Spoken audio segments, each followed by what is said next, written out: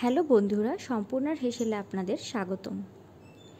এই গরমে খুবই সামান্য মশলা দিয়ে বাড়িতে তৈরি করুন পাতলা মাছের ঝোল। চলুন দেখে নিই এটা আমরা কিভাবে বানাবো।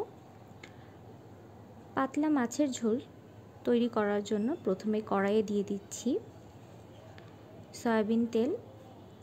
তেল ভালোভাবে গরম করে নেব। এখন এই তেলের মধ্যে দিয়ে দেব সামান্য লবণ আর সামান্য হলুদ গুঁড়ো। একটু নেড়ে দিচ্ছি। এখন দিয়ে দিচ্ছি বোয়াল মাছ। আপনারা অন্য যে কোনো মাছ দিয়েই রান্নাটা করতে পারেন।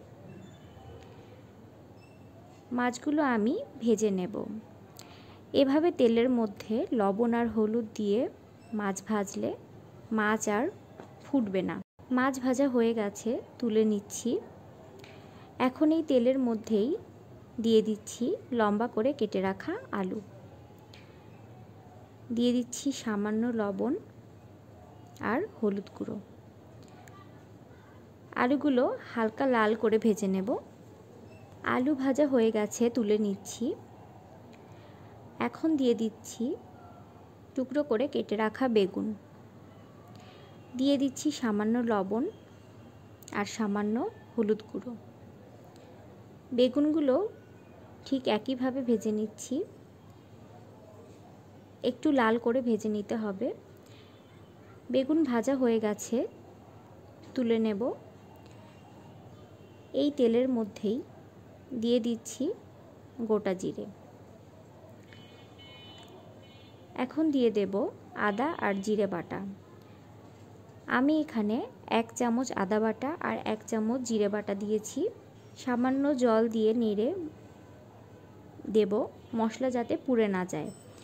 এখন এর মধ্যেই দিয়ে দিচ্ছি 1 চামচ মরিচের গুঁড়ো, দিয়ে দিচ্ছি হাফ চামচ হলুদ গুঁড়ো, দিয়ে দিচ্ছি 1 চামচ ধনিয়ার গুঁড়ো।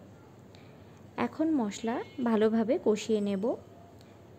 মশলা দিয়ে যখন তেল ছেড়ে দেবে তখন বুঝতে হবে যে মশলা কষানো হয়ে গেছে। এখন দিয়ে দিচ্ছি ভেজে রাখা বোয়াল মাছ, আলু আর বেগুন। একটু নেড়ে ভালো করে মিশিয়ে নেব। এখন দিয়ে দিচ্ছি গরম জল। গরম জল দিয়ে ঝোল ফোটা পর্যন্ত অপেক্ষা করব। ঝোল ফুটে উঠেছে, দিয়ে দিচ্ছি স্বাদমতো লবণ। এখন ঢেকে 10 মিনিট রান্না করে নেব। 10 মিনিট পর ঢাকনা তুলে দিচ্ছি। একটু ফুটিয়ে নিলেই তৈরি হয়ে যাবে বোয়াল মাছের পাতলা ঝোল। এই রান্নাটি যদি আপনাদের ভালো লেগে থাকে তাহলে অবশ্যই একটি লাইক দেবেন আর চ্যানেলটি সাবস্ক্রাইব করার অনুরোধ রইল।